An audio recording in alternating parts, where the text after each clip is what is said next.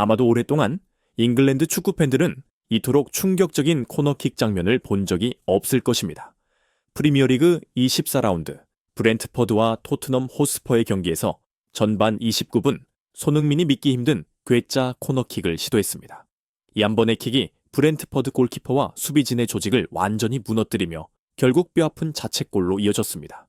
경기 후 브렌트퍼드의 토마스 프랑크 감독은 충격을 감추지 못했고 잉글랜드 팬들은 말 그대로 얼어붙었습니다. 마치 당구에서 각도와 힘을 정확히 계산하는 원리를 적용한 듯한 장면이었기 때문입니다. 이것은 단순한 행운의 골이 아니었습니다. 스카이 스포츠와 BBC의 여러 분석가들은 손흥민이 충돌 지점을 정확히 계산하여 공이 여러 선수들을 맞고 최종적으로 야넬트의 등에 맞아 골문으로 향하게 만들었다고 평가했습니다. 대체는 어떻게 손흥민은 이토록 정교하게 궤적을 조종할 수 있었을까요? 그리고 왜 토마스 프랑크 감독이 손흥민의 코너킥은 당구 같았다 라고 감탄했을까요? 이제 이 희귀한 골의 배경, 과정, 반응, 그리고 그 깊은 의미를 살펴보겠습니다. 전반 29분이 되기 전까지 브렌트퍼드는 주도적인 경기 운영을 펼치며 공을 효과적으로 점유했습니다. 벌떼 군단은 계속해서 측면 크로스와 헤더를 활용해 토트넘의 골문을 위협하며 토트넘 골키퍼 킨스키를 여러 차례 곤란하게 만들었습니다. 토트넘 역시 방역을 시도했지만 대부분 쿨루셉스키와 손흥민의 개인 전술적 움직임에 의존하는 상황이었습니다. 이때까지 브렌트퍼드 팬들은 설마 팀이 이런 말도 안 되는 방식으로 실점할 것이라고는 상상조차 하지 못했습니다. 그러나 바로 그 순간 손흥민의 괴짜 코너킥이 엄청난 파장을 불러 일으켰습니다. 토트넘에서 손흥민은 프리킥, 코너킥, 간접 프리킥 등 다양한 세트피스에서 핵심 역할을 맡고 있습니다. 이는 손흥민의 킥이 뛰어난 스핀, 부드러운 궤적, 그리고 정교한 시야를 갖추고 있기 때문입니다. 지난 시즌 손흥민은 해리 케인에게 수많은 코너킥 도움을 기록했으며 상대 수비 라인을 무너뜨리는 날카로운 크로스로 위협적인 장면을 연출하곤 했습니다. 전반 29분 토트넘은 오른쪽 코너킥을 얻었습니다.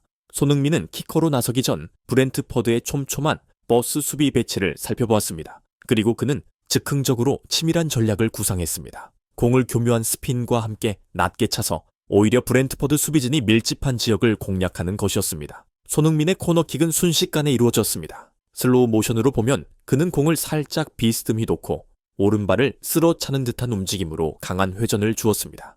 목표는 근거리 포스트 방향이었으며 이곳에는 브렌트퍼드 수비수들이 집중 배치되어 있었습니다. 손흥민의 계산대로 수비수들이 공에 반응하며 몰려들었고 골키퍼까지 반응하는 순간 공은 예측 불가능한 방향으로 튀어 올랐습니다. 많은 사람들이 이 코너킥을 당구의 쿠션샷에 비유했습니다.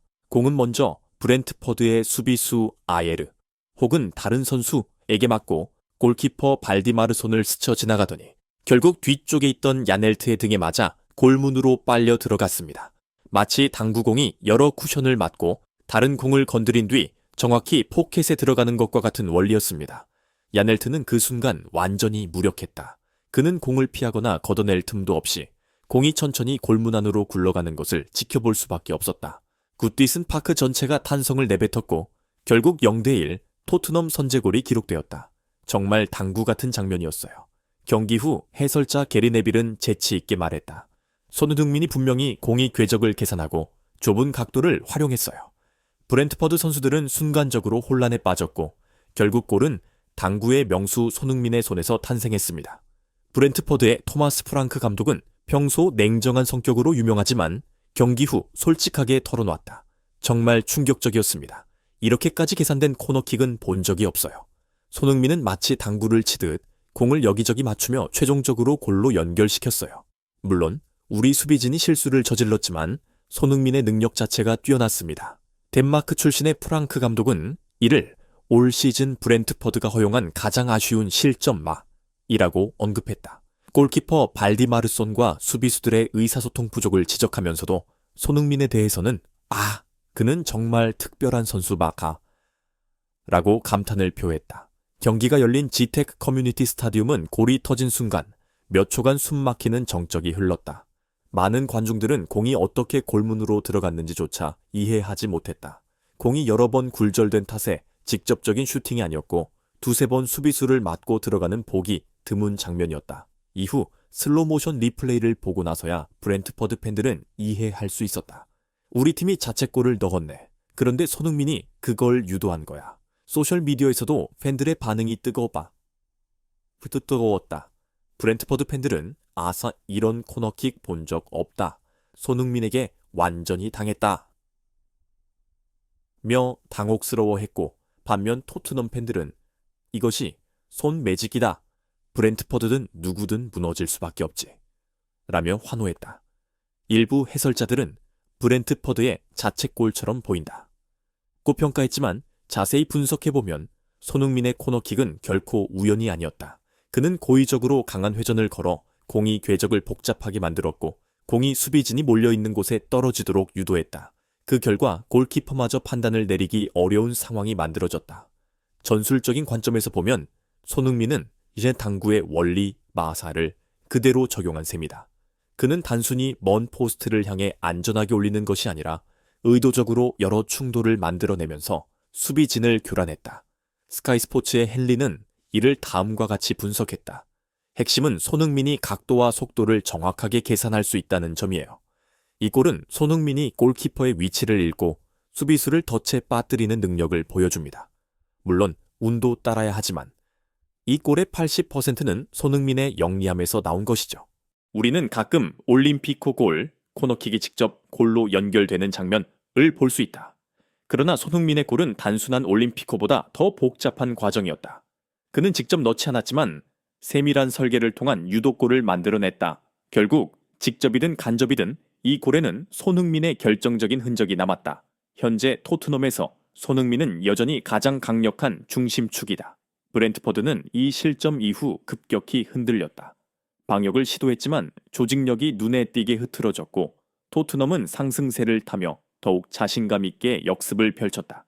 결국 경기 막판 스퍼스는 2대0으로 승리를 확정지었다. 경기 후 많은 전문가들은 입을 모아 말했다. 손흥민의 그 코너킥이 없었다면 브렌트퍼드는 주도권을 유지하며 다른 방향으로 경기를 끌고 갔을 수도 있다. 손흥민 하면 사람들은 보통 푸스카스상 수상골, 강력한 중거리 슛, 혹은 박스 밖에서의 환상적인 발리 슛을 떠올린다. 그런데 이제 이콘 코너킥민까지 그의 무기 목록에 추가되었다. 손흥민은 단순히 마무리 능력이 뛰어난 것이 아니라 프리킥에서도 위협적인 존재임을 다시 한번 증명했다. 그는 점점 더 완벽한 선수로 성장하고 있으며 세트피스 상황에서도 토트넘의 비밀 병기 판매로 활약할 수 있음을 보여줬다. 경기 후 많은 매체에서 축구 속 당구, 손흥민의 코너킥, 완벽한 당구 샷다리 파샤이라는 제목을 달았다. 기본적으로 당구에서는 공이 쿠션과 다른 공을 맞고 최종적으로 포켓에 들어가는 원리를 활용한다.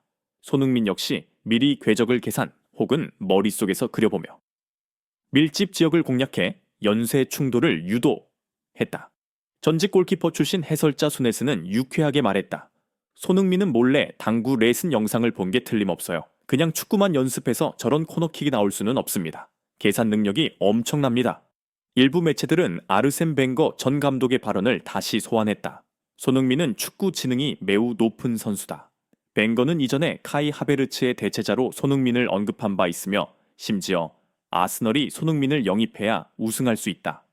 라고 평가하기도 했다. 물론 벵거가 단순한 칭찬을 했을 수도 있지만 이번 코너킥 장면은 손흥민이 각도와 공간을 이해하고 상대의 움직임을 읽어내는 능력이 탁월하다는 것을 다시 한번 입증했다. 손흥민의 가치, 토트넘에서 더욱 빛나다. 이번 경기에서 토트넘은 여러 문제를 드러냈지만 한국인 슈퍼스타는 여전히 빛났다. 골이 결국 야넬트의 자책골로 기록되었지만 코너킥을 설계한 손흥민의 역할은 절대적이었다. 이것은 토트넘이 손흥민을 얼마나 필요로 하는지를 다시금 증명하는 사례였다. 해리 케인이 떠난 후 히샬리송은 아직 그 공백을 완전히 메우지 못했다. 이런 상황에서 손흥민의 존재감은 더욱 절대적이다. 손흥민의 성장, 또 다른 무기를 장착하다 손흥민은 끊임없이 발전하고 있으며 새로운 기술을 추가하고 있다. 이번 시즌에도 그는 결정적인 순간에 토트넘을 짊어질 가능성이 높다. 토트넘 팬들은 그가 장기 계약을 체결하길 바라고 있으며 아스널이나 다른 클럽으로의 이적을 경계하고 있다.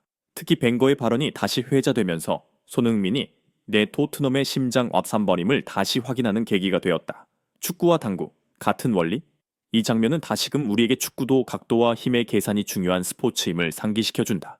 당구나 스누커처럼 축구에서도 충돌과 반사 원리가 활용될 수 있으며 손흥민은 이를 완벽하게 적용한 것이다.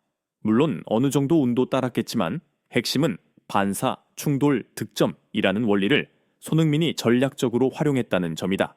전반 29분 손흥민이 코너킥을 준비할 때 아무도 이 곡선의 마법이 결정적인 자책골로 이어질 것이라 예상하지 못했다.